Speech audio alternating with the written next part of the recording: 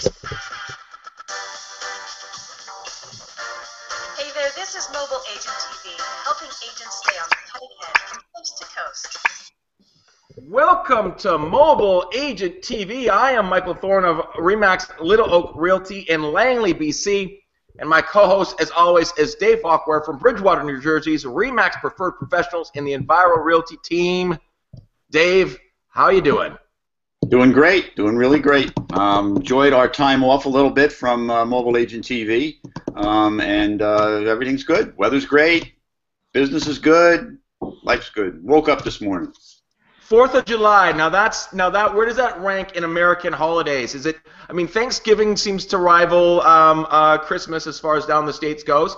But where does 4th of July fit in the big celebrations throughout the year? For me, and most people here, it's a very patriotic day. Fireworks at night, and in areas of the country where it's warm, which is just about the whole thing. Lots of fireworks, outdoors, picnics, a lot of family stuff. It's great. It's right up there. Probably the number 1 or 2, depending on who you ask.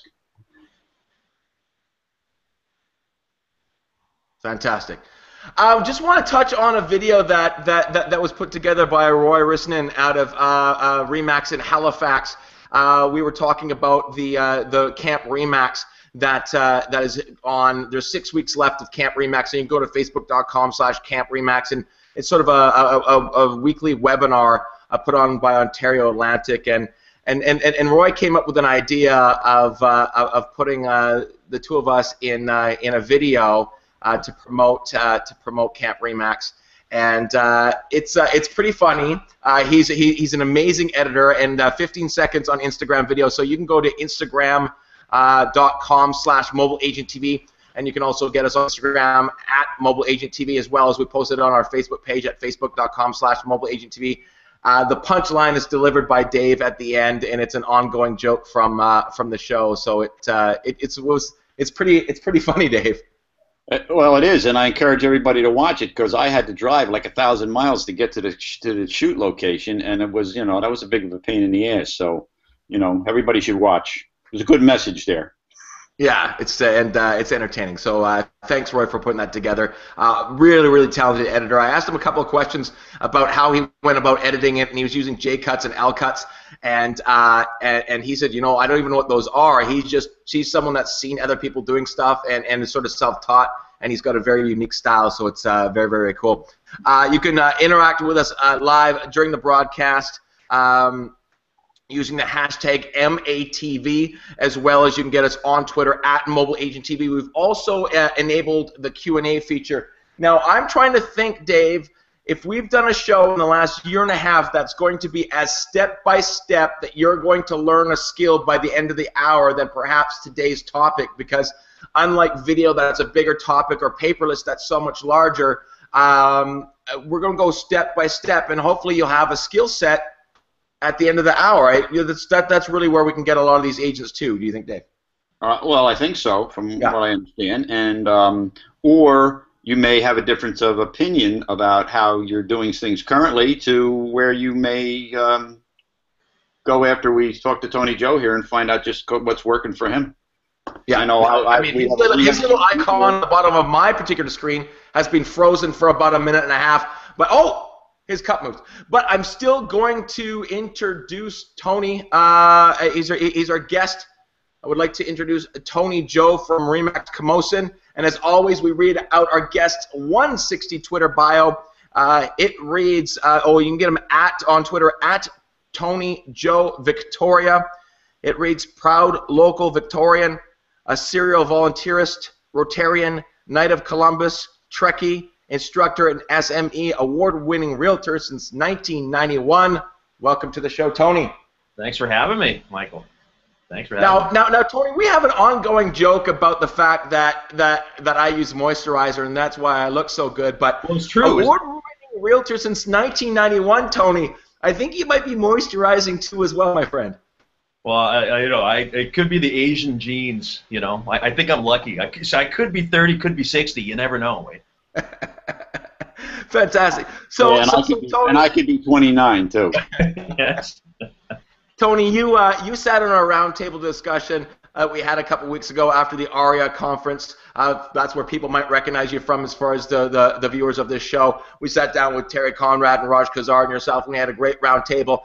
And during that discussion, we talked about having you come on the show and talk about exclusive buyer agency agreements, or buyer loyalty contracts, as you call them. And it's a very, very interesting conversation because it can really, I think, transform a lot of businesses for a lot of agents in a very, very positive way.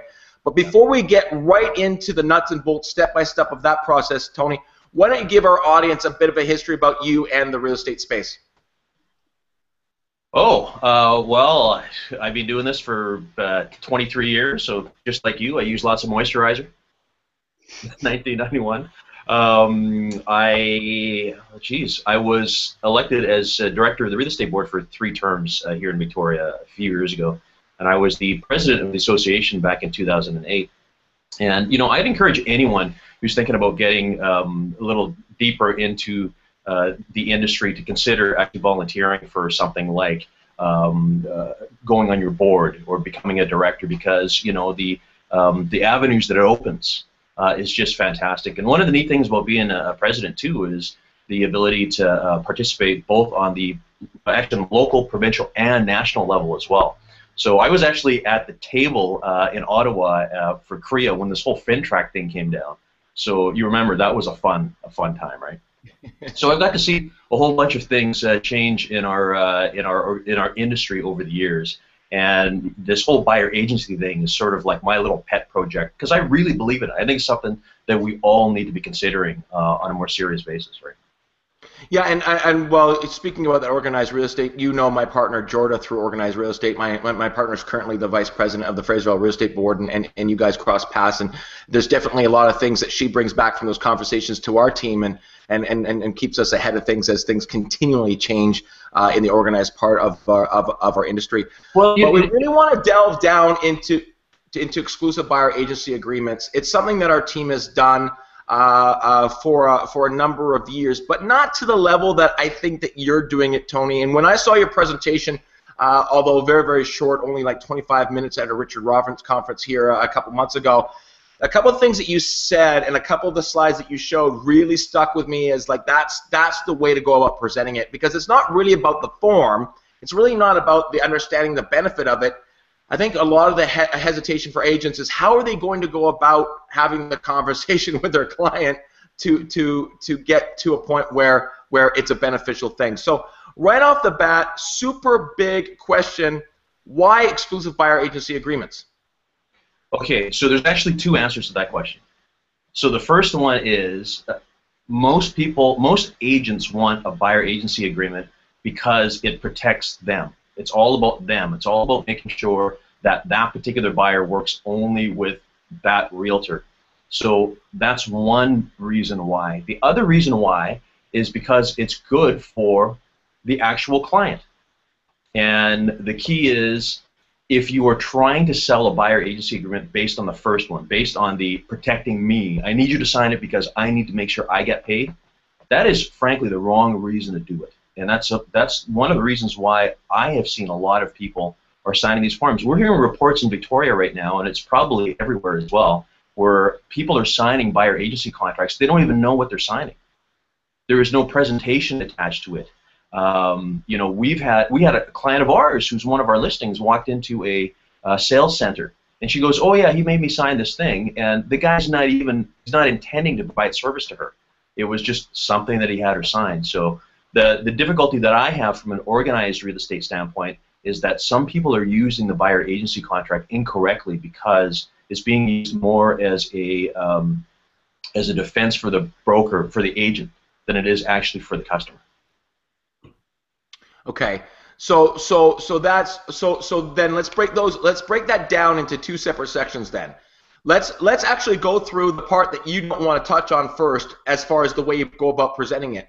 But how does an exclusive buyer agency agreement, I mean, it probably goes without saying, how does it benefit the agent?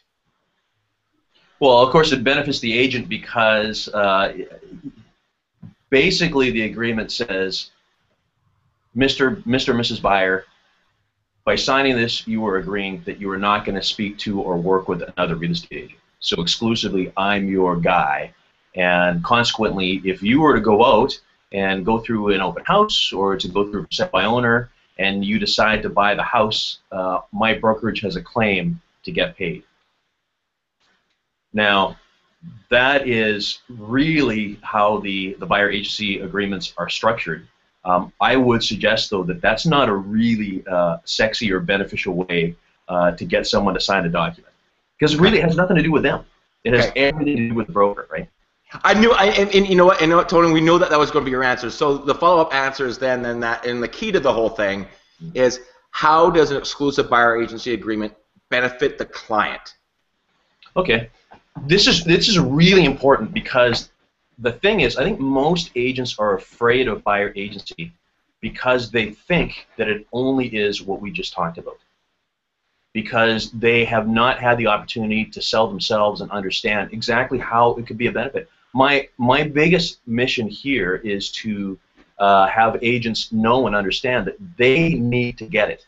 They need to know why it's a benefit for their clients to sign this. I tell the story often about having a coffee with an agent here in town, and he said to me, he goes, are you getting those things signed? And I'm like, yeah, all the time. And he goes, well, I wouldn't sign one. And the key is, as an agent, if you wouldn't sign one, how are you ever going to expect to have a client sign one, right? So his attitude to me was just all in the wrong direction, right? So the key is finding ways to basically convince yourself to understand why a buyer agency agreement is beneficial to you. That is really the secret, and we're going to get through that today. Okay, Dave. You've heard me say in the past about serving your client and not worrying about the commission. And if you serve your client, really serve your client, you will get paid. Make that all secondary, and that's exactly, in my mind, that's just what Tony Joe just said. You know, you don't deserve to get paid if you don't serve them. And how are you going to serve them if you make yourself first and not the client first? Okay. Actually, I got another story for you too. I was at a real estate board meeting with other provincial boards, and one of the other past presidents, you know, sit beside me, and completely unrelated, he just said, "Hey, are you doing those buyer agency things?" You didn't know that I do, right? And I said, "I do all the time." And he goes, "Oh man, I would never get a client to sign that, because it means that I would need to provide him a level of service and a promise." Wow. Yeah, wow. There's a guy that's going to make a lot of money. Yeah. Hey, but you know, actually, the scary thing, Dave, is that he was probably like a 30-year veteran. So a lot of what we're dealing with, as far as resistance to buyer agency, are frankly the older demographic. You know, the guys. We don't have issues with people new in the business or 5 years in the business. It's the ones who are 15, 20, 25 years in, because we've been doing it without for all this time. Yeah, yeah. Dave, your team uses exclusive buyer agency agreements, and you have we spoke a little bit about it. There, at your state level, there's sort of there's fee agreement. That's what we call it. You know, is one level, and the higher level is the exclusive buyer agency agreement. That's what we call it in our board, in our area. But go ahead and talk about how you've utilized them and how your team has sort of come up with their own form, and just sort of what you found on both sides of the coin benefiting you and your client, and then we'll actually get into the nuts and bolts. Sure. I might go a little. I mean, because I don't know exactly what's in Tony Joe's these buyer agreements that they're talking about. But we have different levels here in New Jersey. We're put together by NAJAR, you know, the realtor board, and one is basically a buyer agreement, you know, and it gives the buyer almost an automatic out by writing you a note and says, you know, I'm out. And another one binds them, you know, to work with you. We don't use either one of those. We have our own one that basically is almost like a handshake. We make a presentation about what our service is, what we expect from them. There has to be trust and like. Quite frankly, we're at a level where if we don't get the trust of our buyers, it's very difficult to work with them. We can't serve them if they don't trust us. And we try to get that trust early on by making a presentation, walking them through the process, taking them out before they sign anything with us, and give them an example of how we work during a day. We show them several properties, and most of the time when they come back into our office, if they haven't signed it by that point, they turn to us and say, where's that piece of paper you wanted me to sign? And it all has to do with trust and like. All right? If there's resistance on their part to signing anything, well, quite frankly, they don't trust us, and this is not going to be this isn't going to be a fun experience for them or us, and we're just probably not going to get to the closing table. So, and it's not binding, the agreement we have. It just says, here's what we're going to do for you. Here's what we expect from you. Let's have some fun doing this. And I can tell you that our success rate with those things when we agree to work together is in the high 90s. We almost sell everybody a thing. They come into our sphere.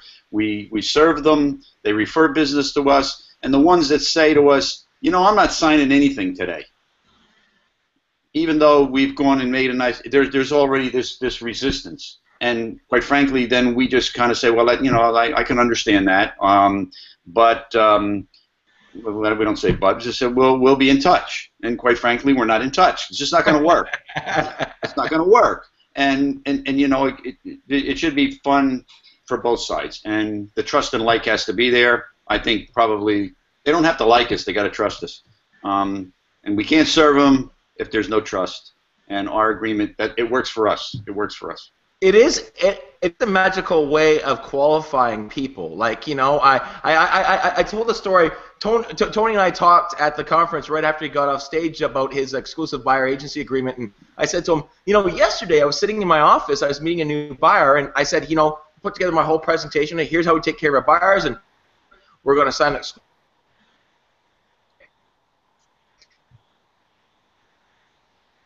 Come back to me, and when they left, I knew that they weren't going to be working with us. And another agent in our office said, you know, Mike, sorry that didn't go the way you wanted it to. And I said, it went exactly the way I wanted it to. I mean, either they were going to sign it and we were going to have a relationship and that would make me happy, or they weren't going to sign it and they were going to walk away, which made me happy because then I qualified them as someone who really wanted to work with me and I wasn't wasting my time. I've got other clients I got to take care of.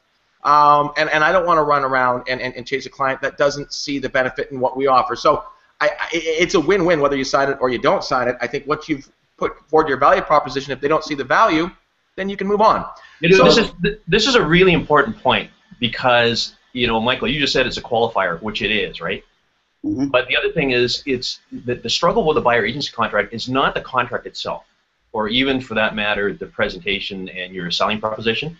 It really ends up being a prospecting thing, because if you're doing your job right and you're prospecting, you've got a lot of leads in the funnel, it gets to the point where you can make the choices of the people that you're going to work with and the people you're not.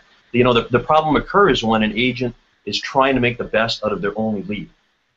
You know, this buyer that they just picked up at the open is the only person they have. Then they start doing silly things like Pop-Tart Realty, you know, showing a house whenever someone wants.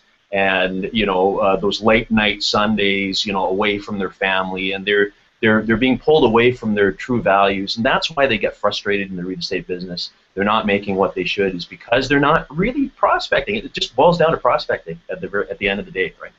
It's quite frankly with certain, it's desperation makes a real bad realtor. Yeah. And exactly what you said is exactly true. And I see it all around me. You know, people working with people they got no business working with because they only have 2 clients. Mm-hmm. And you're 100% right about the prospecting thing. And the presentation to me is important because you can't get them to trust you until you've made some kind of presentation. Here's what I do. Here's our materials. Here's how we're going to go about this thing, and we're going to make it a pleasant experience for you. And unless you've been able to get them to trust you by making your presentation, there's no reason for them to trust you, like you, or work with you.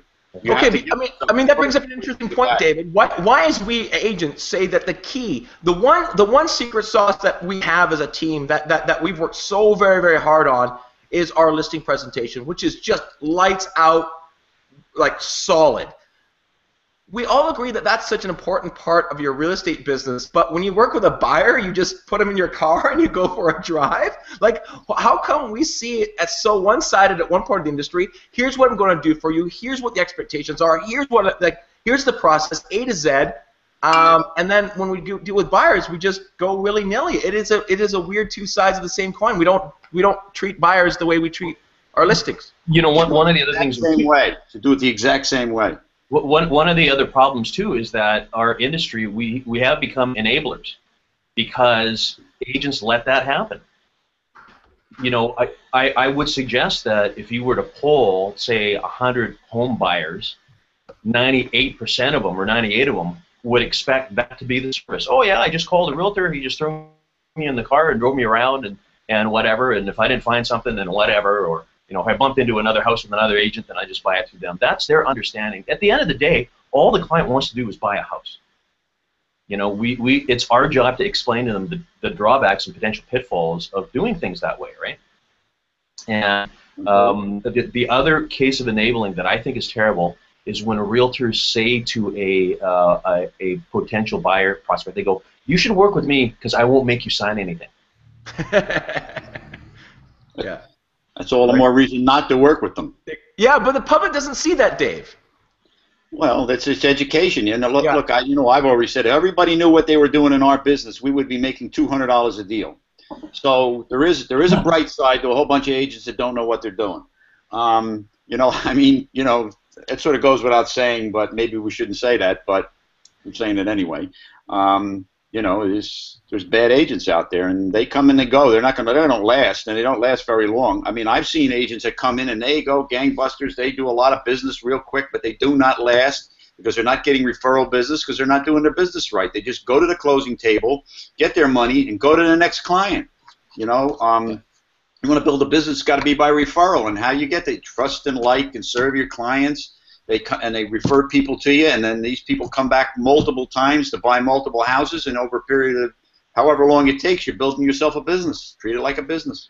And you know, this is another great point too, because you know, David, when you know what it's like, those easy ones, the easy sales or the easy buyers, you know, the ones that you bump into at an open house, and you know, those are the ones that we find never end up being the return customer. They never end up being a repeat or a referral client. Great because point. they came easy, they go easy. Yeah. And this sort of falls into the whole buyer agency presentation thing, because you know, to us, it's the beginning of an experience, right?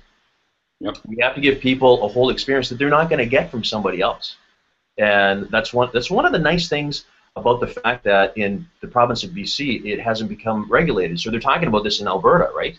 Because it either has or it is going to be something that is required, service contract agreements for buyers, right, Michael? Yeah. Yeah, and for me, I'm not necessarily looking forward to that day when it happens in BC, because at this moment right now, the buyer agency presentation, the buyer agency agreement, all of those things that we do to clients are our unique selling proposition that nobody else is doing. It's funny how your team sees it that way, you know, as the differentiator in a positive way. You know, it's interesting. Because you know what, when the playing field gets leveled at some point in time, we're just going to need to find the next thing, right? Yeah. But as of right now, it's a big deal for us, right? So let's get into it. We got a great question from JP who says, "Do any of you actually have a buyer's presentation similar to listing presentations?" I can tell you all that. I can tell you for everyone watching, yes, all three people do. I know Dave does. We do, and Tony Joe does. What we're going to delve into right now. So you have a buyer that you and your team's going to work with, Tony. Let's say it's you. Let us know from the first contact where you go. Do you put them on the card? Do you have them come into the office? Let's walk through step by step how you go through the buyer process, right through to the point where you've written an offer on a piece of property and perhaps remove subject. So let's go step by step and really give these people value. And the people that are watching, go ahead and keep asking the questions as we go through this, and we'll help you through this process. Okay, so step number one is the lead conversion.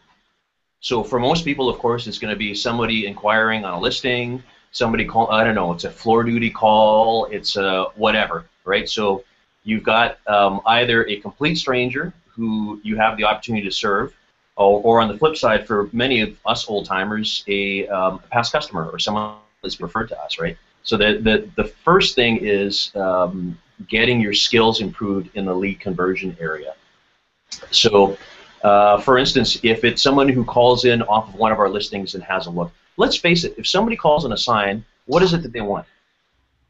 The information. And they just want to see the house, yeah. Right? right? So this is probably the hardest part. The hardest part is having that conversation about, well, Mr. and Mrs. Buyer, here's the information. Sales 101. You return a question with another question, right? How big is the house? Is 2,400 square feet? How big are you looking for, right? It's just all that basic sales. You've got to have that conversation. Like David says, you got to quickly establish that trust over the telephone, right? By the way, it's very difficult to do by email. We all know that. It's hard to convert someone by email. The key is the goal has got to be the office meeting. It's the classic Floyd Wickman, come into the office. Come into the office. You got to find your way to get people here. Some of the ways that we have used or we've heard, sometimes people say things like, well, my client has asked that we meet people first before showing them the house. Works in some markets, maybe not in others, right?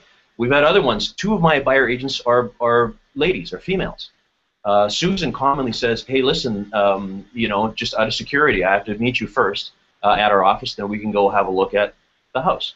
And she actually doesn't have any difficulty with that. It's just amazing. I mean, we've had terrible things happen to realtors, female realtors here in Victoria. So, it's still, that is something that pops up, right? You, as a practitioner, have to find a way to have that lead and convert them into an actual visit. It's a business visit.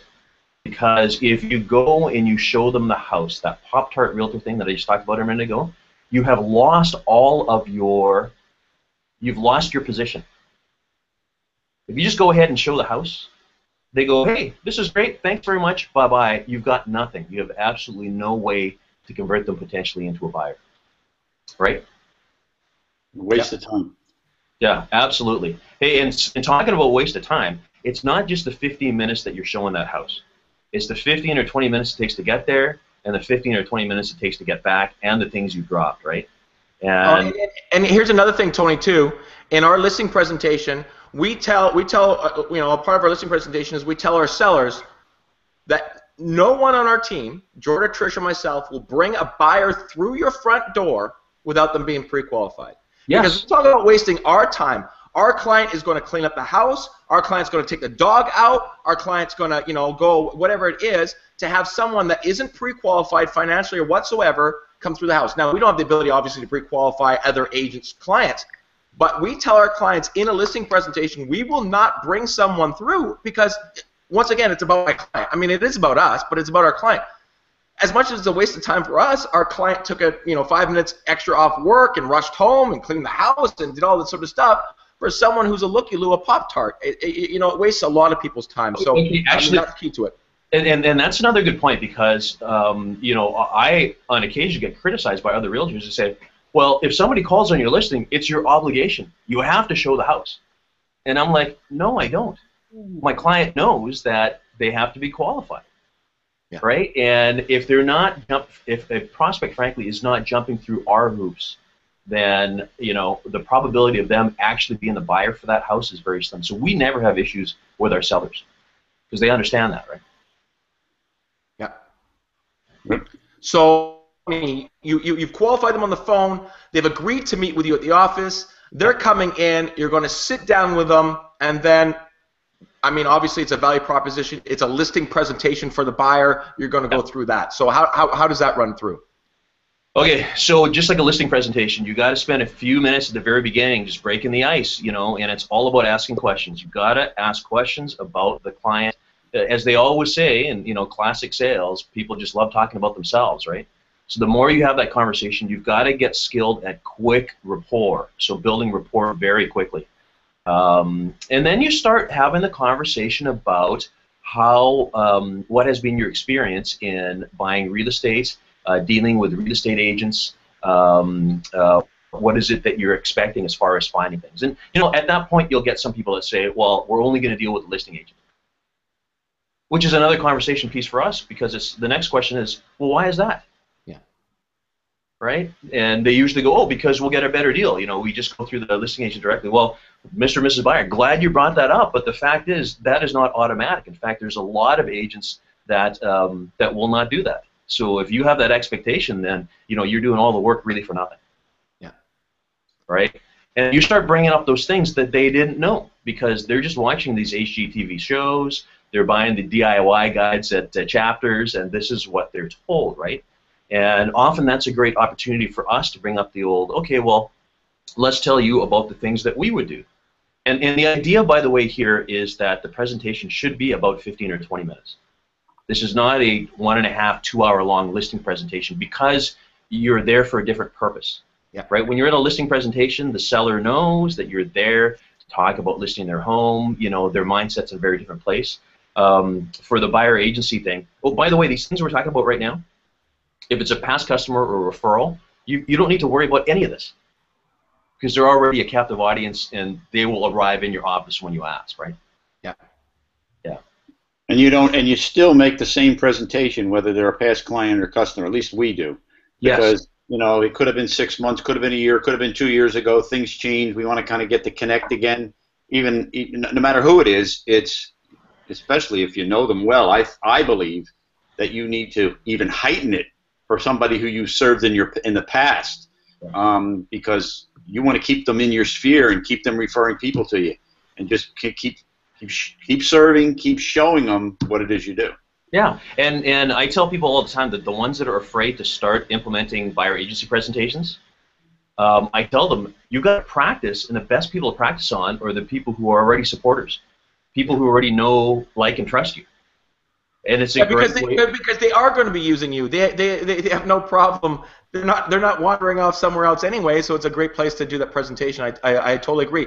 Now Tony, I don't know where you want me to go through and show the slide that you sent me. I don't know. Let me know when that is. But when you put that up on the screen, it was like, you know, we all look for these nuggets in these conferences we go to. Just one nugget that helps me articulate why the value is. And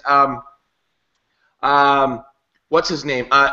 Nabu Hada said, give them something they can't Google. Yes. And then when you talked about that, then I harked back to on the slide that you gave me, which basically says, here's the part you're able to Google, and here's the part that you can't Google, and it's so powerful. Is it? I guess I can show it now that I've already teased it enough. Yeah.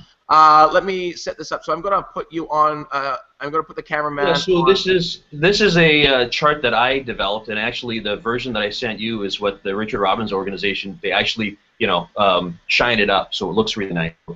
Credit goes to Richard Robbins, but this is a chart that is in my listing presentation. Sorry, my buyer's presentation. You guys can see it. Yeah. And as you can see, they're starting from the very left. You know, we say Mr. and Mrs. Buyer. Obviously, we're at the point right now where we're going to start searching for properties for you that suit your criteria. From there, we're going to make appointments and show you the properties. You know, you're going to view them. You're going to pick a house, to which point you're going to make an offer. And, you know, Mr. and Mrs. Buyer, I'll be honest with you, those 3 steps are the easiest steps that anyone can do. You don't really need me. You can pick any other agent. Anyone can look at homes, basically. But it's at the point of the offer where our value really comes in. And at the offer process, the seller has 3 choices. They can accept, reject, counter, blah, blah, blah. And once we get an acceptance of your offer, then we do the due diligence. So all of the inspections, all of the municipal inquiries, all of those things lay on us. That's our job to make sure that you are 1,000% comfortable with your purchase before you go ahead, sign on the dotted line, and commit. All right. So that was just my quick little dialogue. The whole point to this chart is was twofold, actually. One is to downplay the actual searching process for homes. Because I don't know about you guys, but every once in a while you'll get those clients that say, oh, well, if I find my own home, how much of a discount are you going to give me? Yeah. Right? To which we say, well, you know, the searching is not the part that you're paying us for. That's not why we're here. The reason why we're here is, number one, the negotiating, so to make sure that we get you that house. And in a hot market with multiple offers, you got to make sure that your team is very capable and knows how to handle multiple offers and has a high success rate, right? The other thing after getting the house is making sure all the other steps are done. And frankly, that is an area that we're also very good at. So I just wanted to demonstrate visually there how all of our value comes in with all of the tasks that people don't necessarily see. They don't see us in the background do the municipal checks. They don't see us in the background, calling stratas or talking to strata people and all that, right? Reviewing documents. They only picture this whole, we're showing houses. And that's not all that we do, right? Absolutely. I mean, I just went out with a buyer last week. Oh, I take you off. I've got you on camera, man. Sorry. Took a client out last week.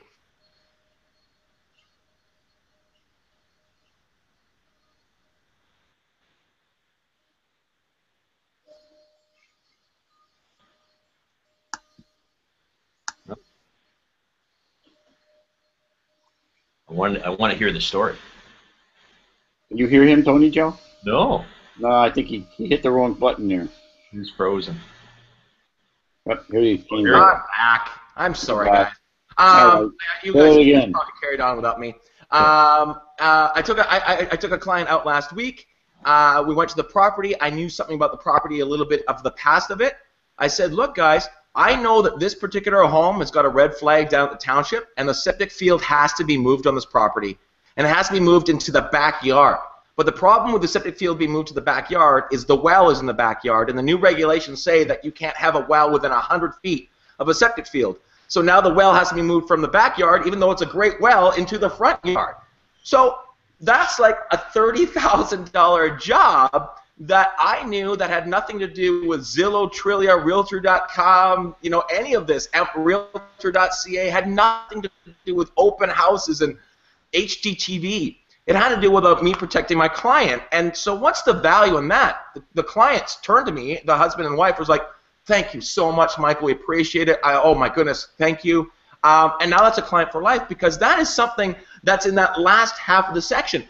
Once again, there's issues about working with the listing agent, which there is still full disclosure depending where you are with dual agency, but a lot of times when we've had a long-time relationship with the seller and we've just met the buyer and they feel like they need to deal with us, we enter into no agency, which basically says I'll help you fill out the forms, I'll disclose the things that I'm obligated to disclose for you, but I'm not going to go hunting for things down at the township and dig those things up for you. I mean, I know, Dave, right now, we talked before we're getting on the air that you're dealing with an oil tank issue. I mean, these are these huge things that are these underlying services that our client doesn't realize unless, Dave, we educate them on it. And the key is to tell stories. That was an awesome story. You tell that story to a potential buyer, like, holy cow, your value just went up like tenfold, right? So that gets where it's at. So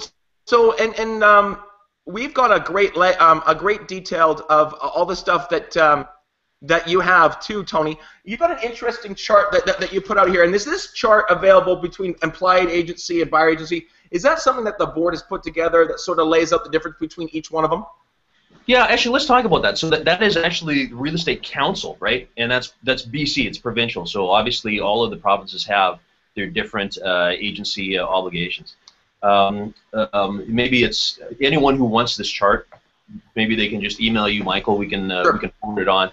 Basically, what it is it demonstrates the obligations that we have as licensees when we're acting as a designated agent, when we're acting under no agency or customer agency, and when we're acting under limited dual agency. And this is a really important part in the listing presentation for us because it teaches a buyer exactly what our roles are. Because, again, all a buyer really wants to do is buy a house. But they don't understand that if you do call the listing agent directly, the listing agent obviously has obligations to their seller, just like you mentioned, right?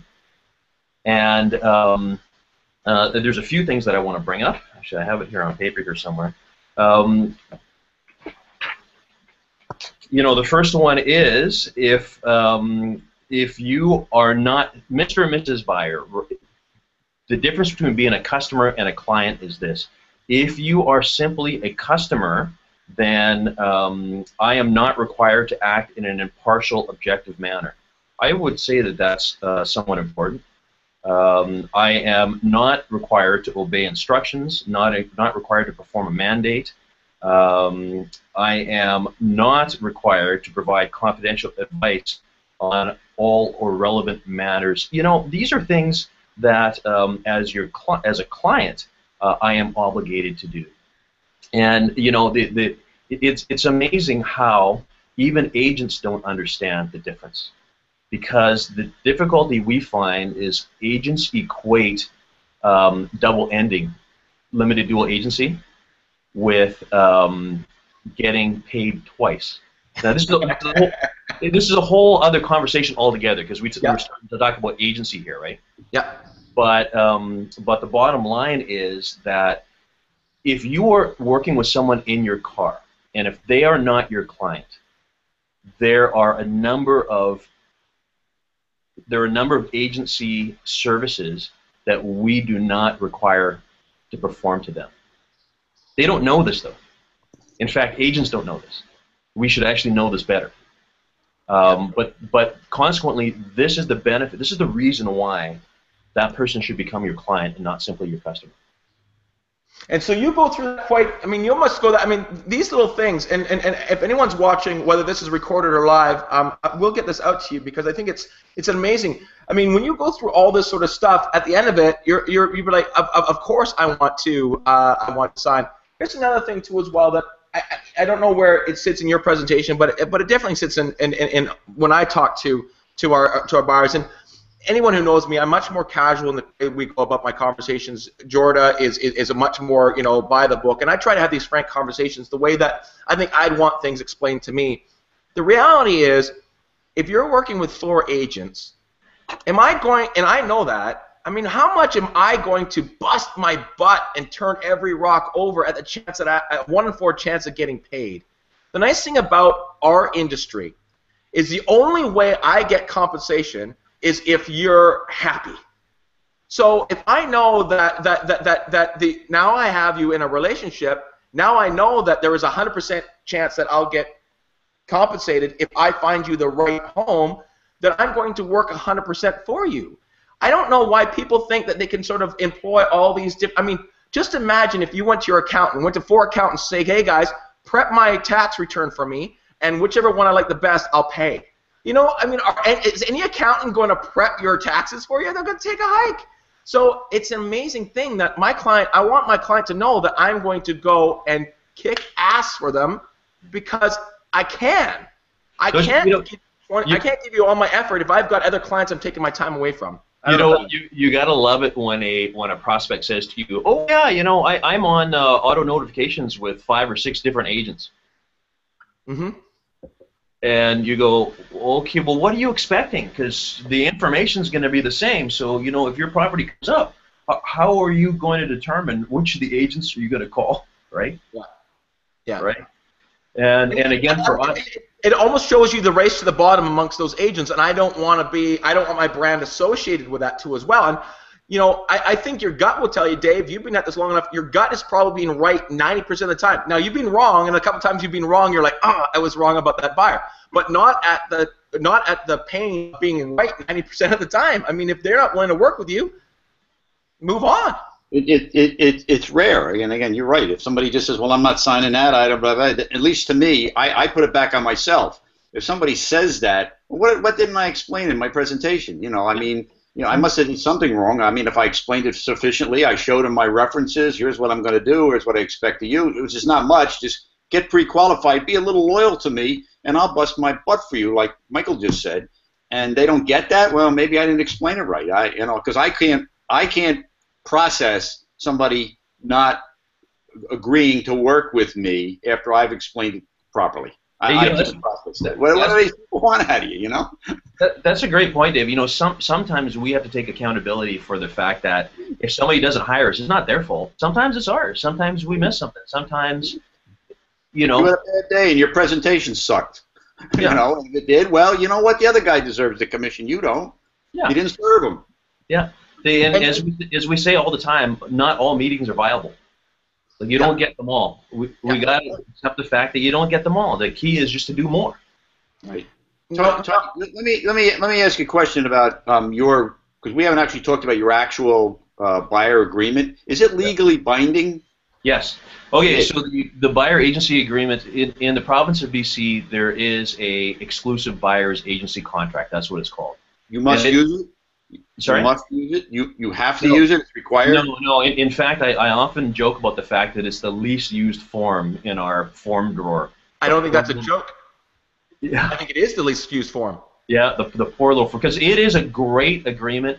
It basically is the listing agreement for buyers. It lays out the obligations of both parties. It also lays out the pay, so how the brokers will be paid. And actually, frankly, that's the point. That's the part that scares most licensees, because unfortunately, our form, Michael, the wording says the buyer will pay the brokerage a commission of blank. Yeah. The wording makes it sound very scary for a buyer. But again, you know, we've developed the lingo and the dialogue to go through the presentation, so it's not scary for them.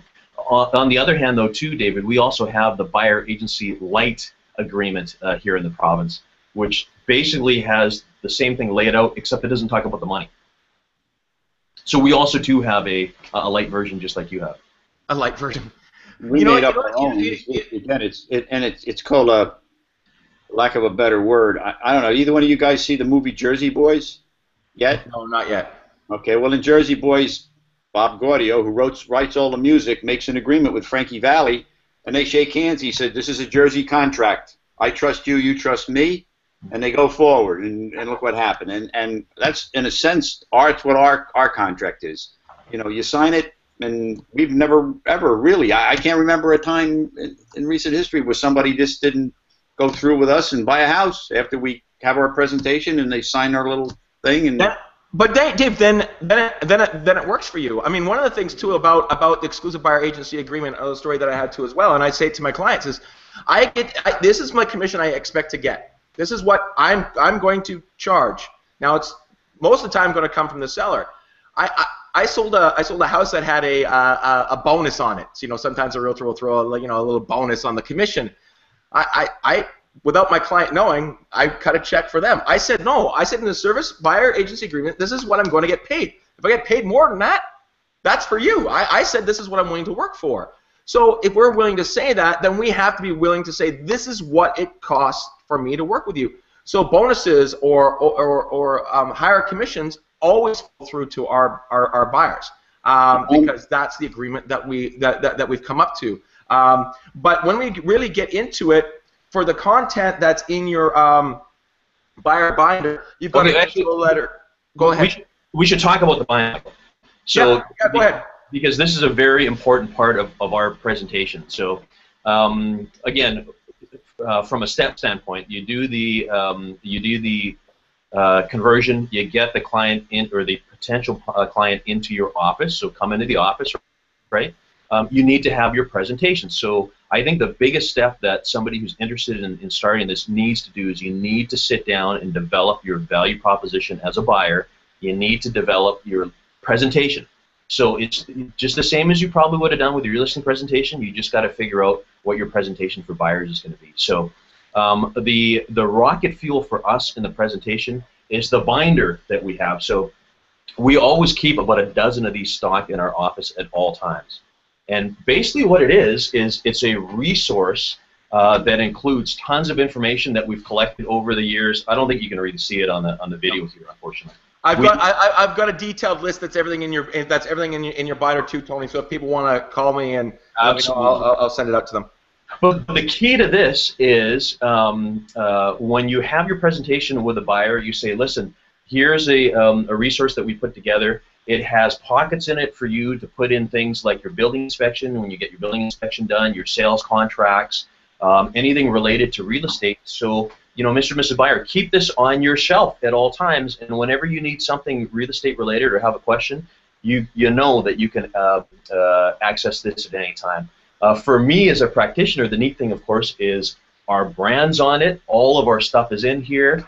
The thing that I find always very funny is when homeowners can't remember who the realtor was. 80% of the time. Yeah, and the idea of this is their resource, right? And we say during the presentation, we say, you know, Mr. and Mrs. Buyer, after we have our conversation, and if you like what you hear, and if you feel like you want us to start working for you to find your home, you get to keep this.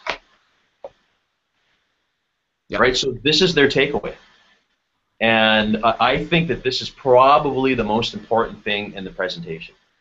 And we have had people say, well, you know, if we don't sign, could we still have it? And we go, no. You know, it's your signing bonus, basically, is what it is, right? Yeah. And by the way, Michael, I do not refer to it as a buyer loyalty agreement. I refer to it, as I do my presentation, I refer to it as an employment agreement. Employment agreement. I had that down wrong, yeah.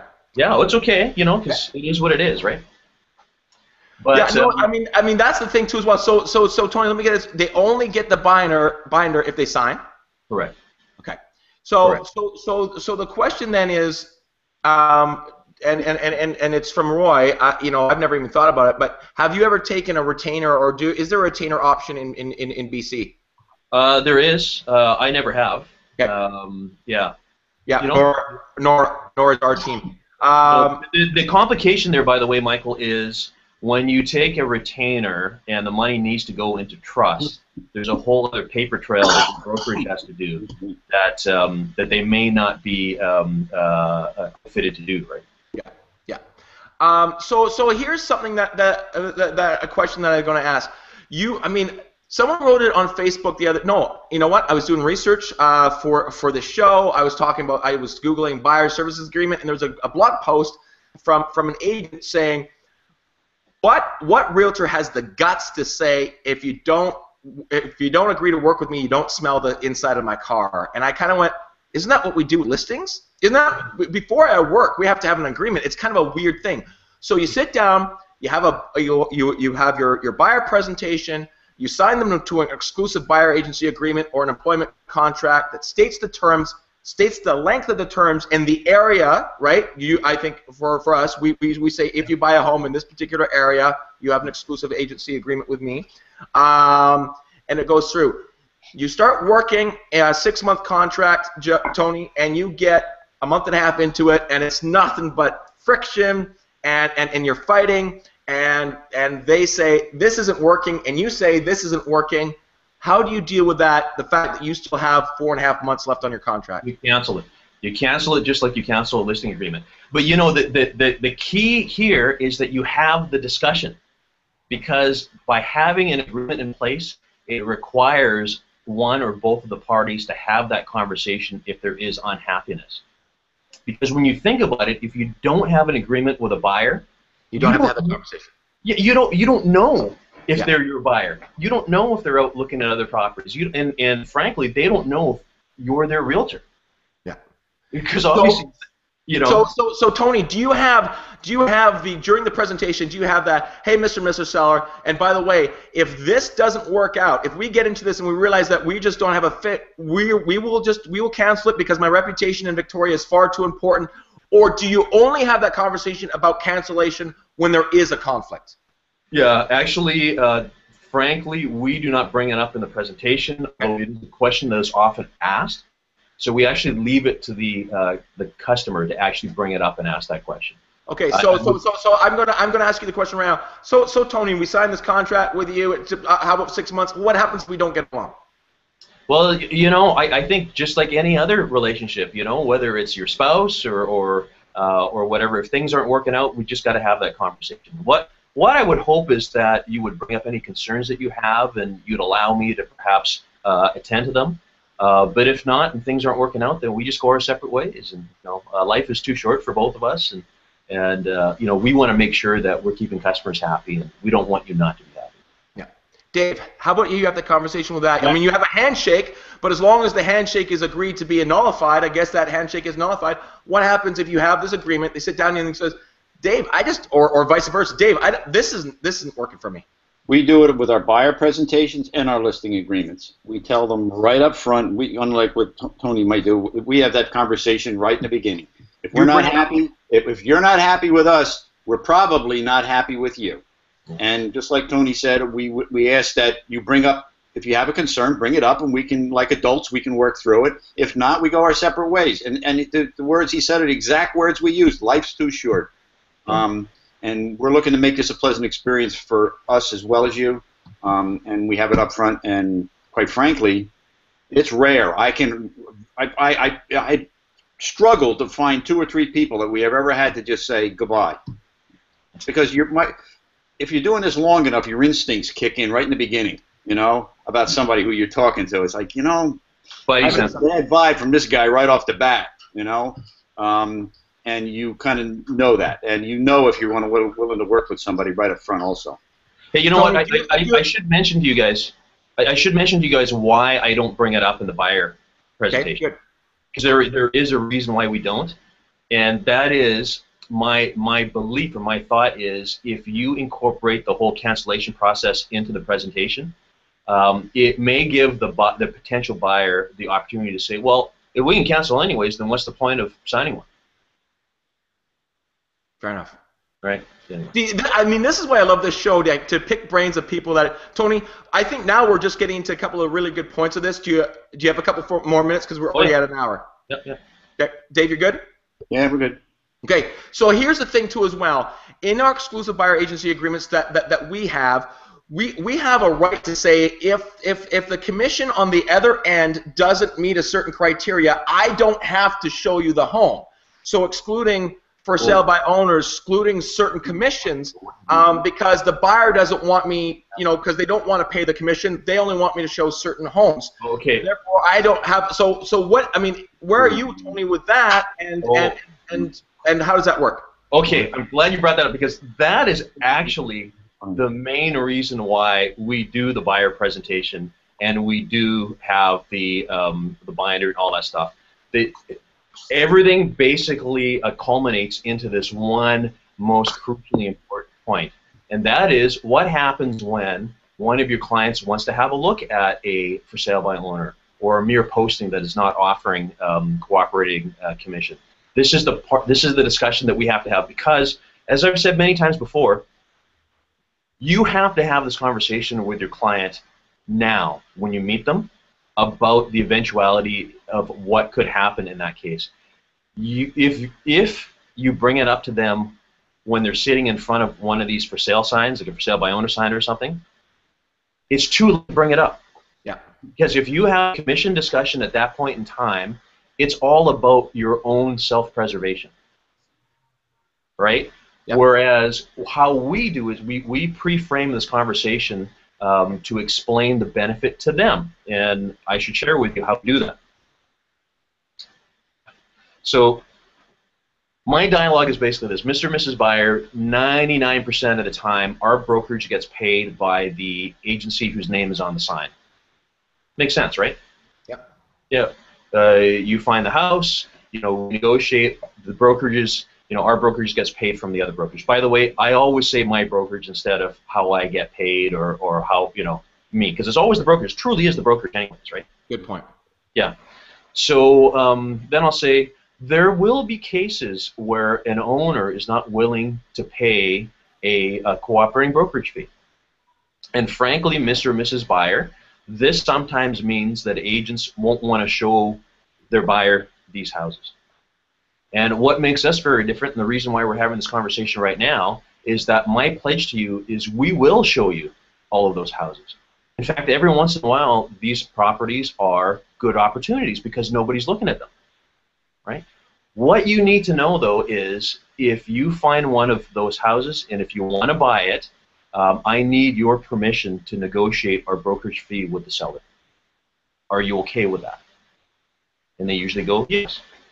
And I say, there are rare opportunities where a seller will just simply not want to pay a brokerage fee. And if you still want to buy that house, we must then have the conversation about you paying the brokerage fee. Are you okay with that? And sometimes they'll say, well, it depends. I mean, Tony, they're only agreeing to have the conversation. Yeah. Right. Absolutely. Right. Yeah.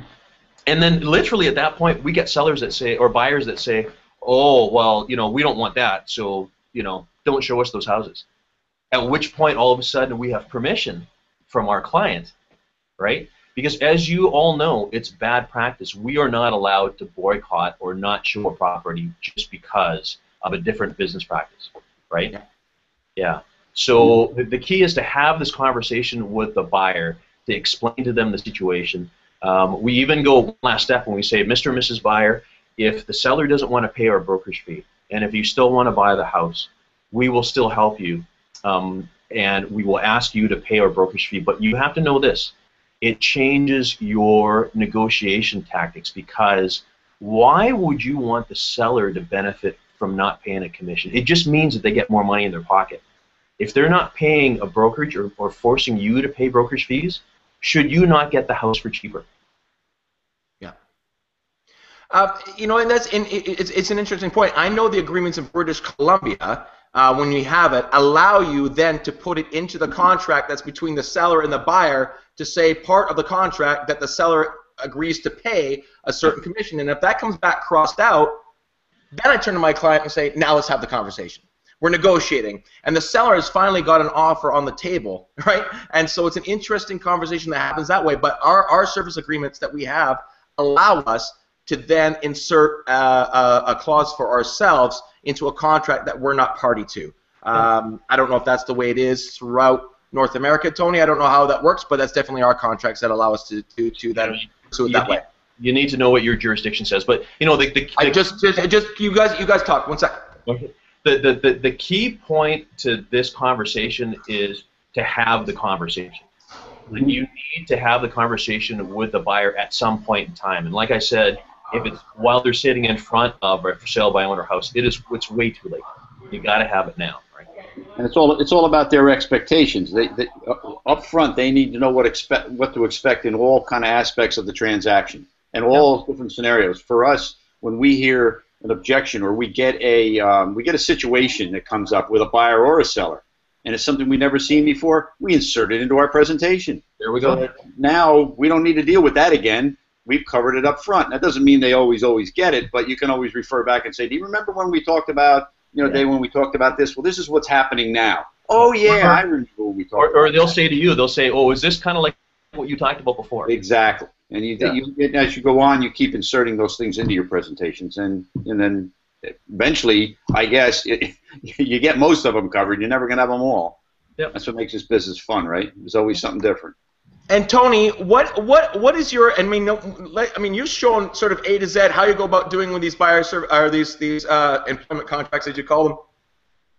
Your success rate is like really. I mean, you've been doing this for 2 years. And so when this does become mandatory or become something we do, your skill set in presenting them, you're 2 years ahead of everybody else. Actually, Michael, I've been doing them since 2007. So it's actually. All right. You said it took 2 years for you to get good at it. That's right. Okay. That's right. So now you've been good at it for a really long period of time. You've been good at it for 5 years.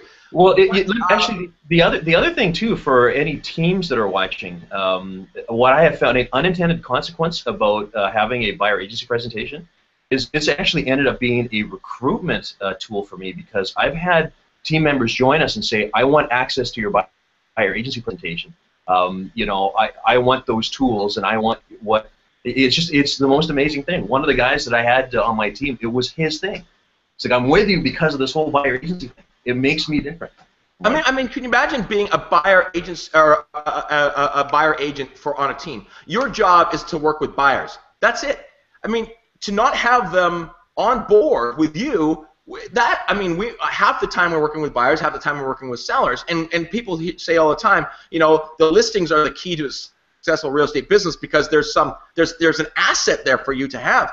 But if you were a buyer agent and all your buyers were assets, that's going to make going to work and putting your head down a whole lot easier. So, Tony, you and your team, how often do you put people under exclusive buyer or employment contracts, and what's your success rate in doing so?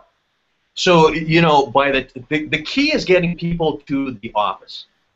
But if I was to look at the numbers, we've got to be very close to 100%, because I can think off the top of my head of 2 or 3 people that did not sign. And by the way, when somebody says, I'm going to look at the documents and I'll get back to you, they're not coming back. They're not. Yes. Yeah. And you don't want them back. Correct. Correct. So on a percentage basis, I would say we're in the 90s. You know, we're in the 90 percentile.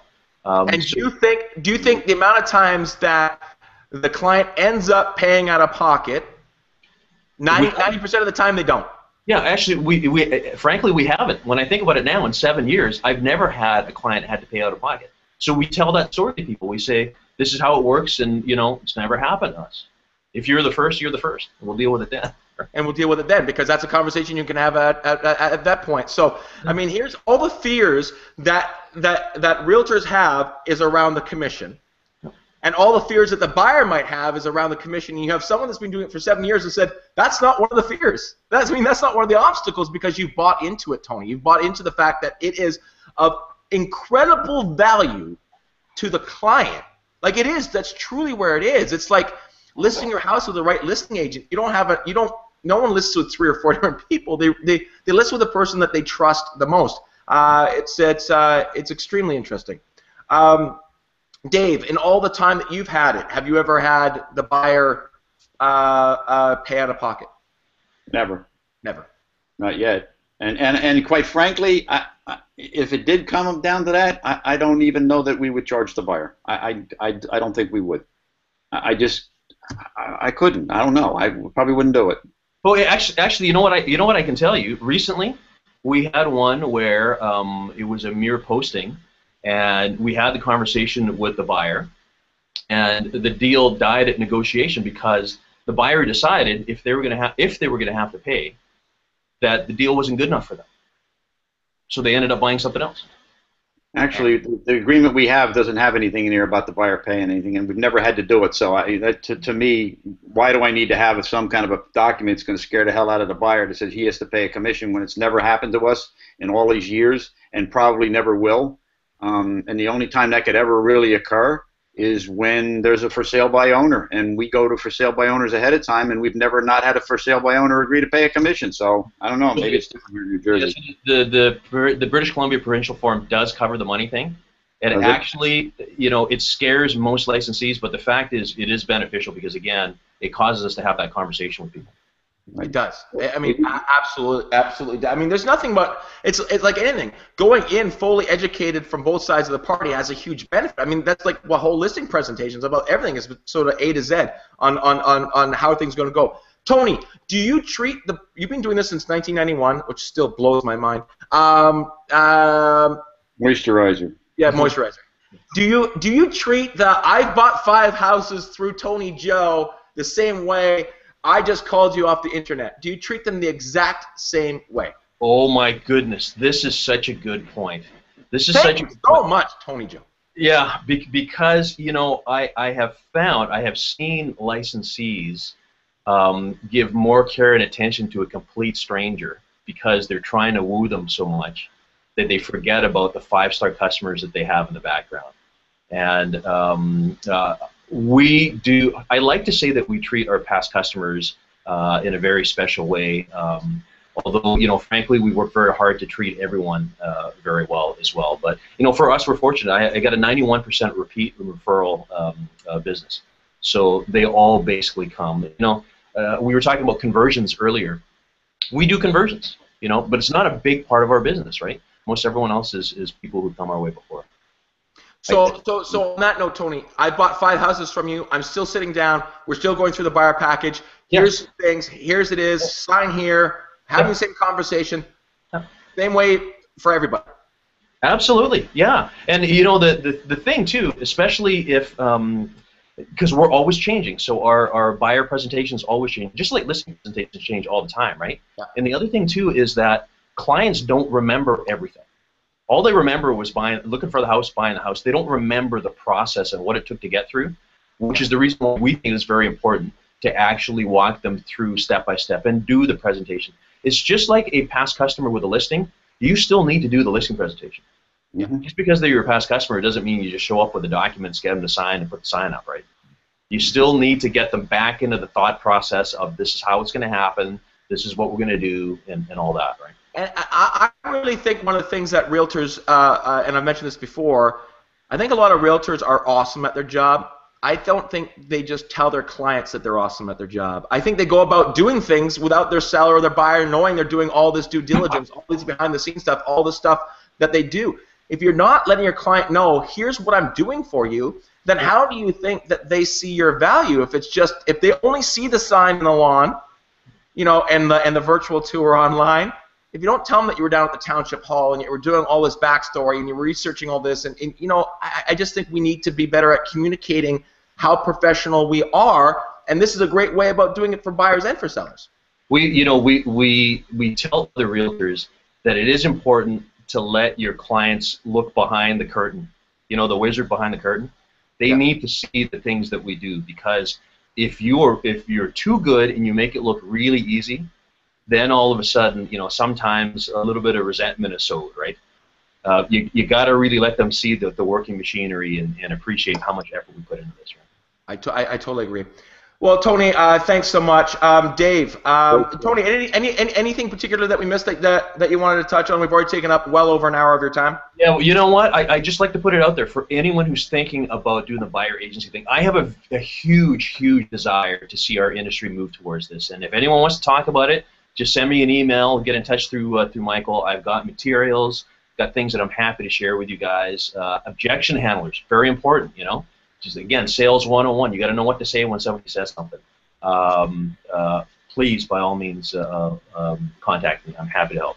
Once again, Dave, a super outgoing, giving, willing to share agent that, oh, by the way, is super successful. That's never happened on the show except for every single person we've ever had on. Dave, take away. Well, actually, I'm going to do a giveaway. I'll offer the exact same thing that Tony offered. Here's our buyer handbook right here. Nice. Everything they need to know. This is a detailed thing of what's in a PowerPoint presentation, as well as our laptop and our agreement. If anybody wants, it's in PDF, or you can use it for as an idea, and you can kind of go ahead and copy it if you want. Just send me an email at davefaulkner@remax.net, and I'll shoot this stuff off to you, and you can. It's a great start. And Tony Joe's got some things too, and I'm sure that Michael does as well.